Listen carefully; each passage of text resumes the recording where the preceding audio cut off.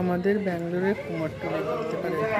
প্রথমবার আমি গেলাম ঠাকুর আনতে, কারণ এবার আমি আমাদের ব্যাঙ্গালোর কালচারাল সমিতি 48 দুর্গাপূজা সেলিব্রেশনের সেক্রেটারি, তাই গেলাম।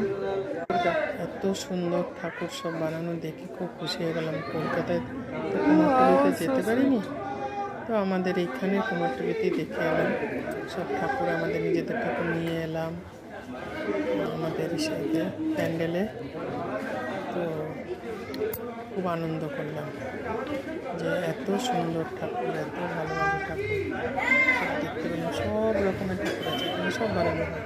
কালী ঠাকুর, লক্ষ্মী ঠাকুর, সরস্বতী ঠাকুর, জগদ্ধাত্রী ঠাকুর, বিশ্বকর্মা, গণেশ ঠাকুর, সব আমাদেরও সব আছে। আমি এরপরে যখন কালী পূজা আসবে, কালী পূজা কালী ঠাকুরগুলো দারুণ লাগছে, সেটাও আমি আপনাদের সামনে। কত সুন্দর ছোটো ছোটো ঠাকুর একসঙ্গে। আর এখানে না সবাই সব রকমের মানুষরাই, বিহারের মানুষ, ত্রিপুরা, আসামের, উড়িষ্যা, সব এখানে ঠাকুর। আগে তো 20টা মতন হতো, এখন প্রায় 300-400 তো 100-300 তো হবেই মনে হয়। প্রচুর ঠাকুর। এটা তো একটা আরও এক জায়গায় হয়, বানায়। এটা আমাদের যেখানে অর্ডার ছিল আমি সেখানেই গেছি। আশা করি আপনাদের এটা দেখতে ভালো লাগবে যে আমরাও প্রবাসী এসে কত আনন্দ করি, ফুর্তি করি। কালকে আমাদের আনন্দমেলা, ষষ্ঠীতে আমাদের dandiya night, DJ dandiya night হবে। তারপরে সপ্তমী পূজা, অষ্টমী পূজা, সন্ধি পূজা, সব নবমী হোম, চণ্ডীপাঠ, দশমীতে অপরাজিতা পূজা, তারপরে সিঁদুর খেলা, রাত্রিবেলা খাওয়া দাওয়া।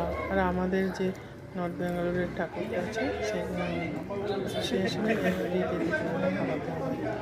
এক একদিন এক একদিন ছাড়া।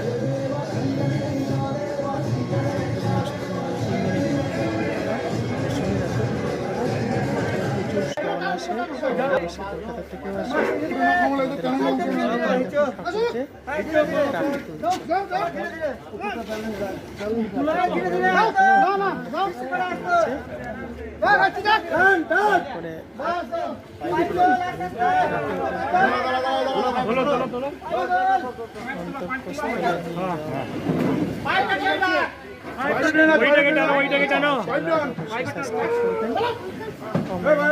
লাইক, সবাইকে শেয়ার করবেন।